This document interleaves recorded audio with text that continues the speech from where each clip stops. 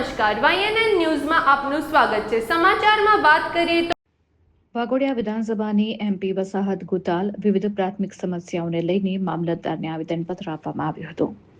વાઘોડિયા વિધાનસભાની MP વસાહત ગુતાલમાં વિવિધ સમસ્યાઓ જેમ કે સ્મશાનની સુવિધા નથી, પીવાનું પાણી નથી, રસ્તાઓ ઘણા સમયથી નથી, જેને ક્ષત્રિય કરણી સેના પરિવાર યુવા ગુજરાત અધ્યક્ષ લખન દરબાર દ્વારા આ બાબતને લઈને આવેદનપત્ર આપવામાં આવ્યું હતું। આવેદનપત્રમાં આ તમામ બાબતોનો જલ્દીમાં જલ્દી નિકાલ થાય તેવી સ્થાનિક રહીશોને મુશ્કેલીઓનો સામનો ન કરવો પડે એ રીતની રજૂઆત કરવામાં આવી હતી।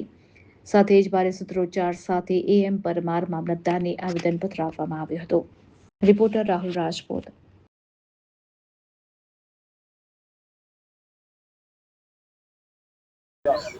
વાઘોડિયા વિધાનસભાની MP વસાહત ગુતાલ ખાતે જે આવેલી છે, વસાહતના લોકો વર્ષો પહેલા વિસ્થાપિત થયા હતા અને ત્યારે સરકારે બાહેધરી આપી હતી કે તમે અહીંયા આગળ રહો, તમને રોડ, રસ્તા, પાણી, શિક્ષણ ને બધી તમામ સુવિધાઓ આપવામાં આવશે। પરંતુ આટલા વર્ષો પછી પણ દુઃખદ બાબત એ છે કે આ લોકોને કોઈ પણ સુવિધા આપવામાં આવતી નથી।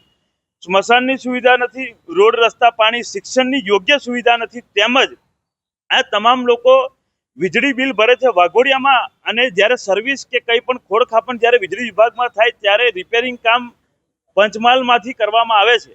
આવી પરિસ્થિતિમાં આ લોકો જીવન જીવે છે, ત્યારે આ બધી માંગોનું નિવારણ માટે અમે કલેક્ટર સાહેબને આવેદનપત્ર આપીને રજૂઆત કરીએ છીએ કે આ લોકોએ બલિદાન આપ્યું છે સરદાર સરોવર ડેમમાં, આ લોકોએ પોતાની જમીન છોડી છે, પોતાનું ઘર છોડ્યું છે અને પોતાનું ઘર છોડીને એ વસવાટ કર્યો છે। ત્યારે આપણા સૌની જવાબદારી બને, સરકારની જવાબદારી બને કે આ લોકોને યોગ્ય સુવિધા આપીએ। જો નહીં આપવામાં આવે તો MP ગુતાલ વસાહત ખાતે જ ઉપવાસ આંદોલન કરવામાં આવશે।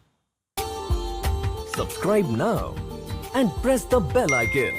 Never miss an update.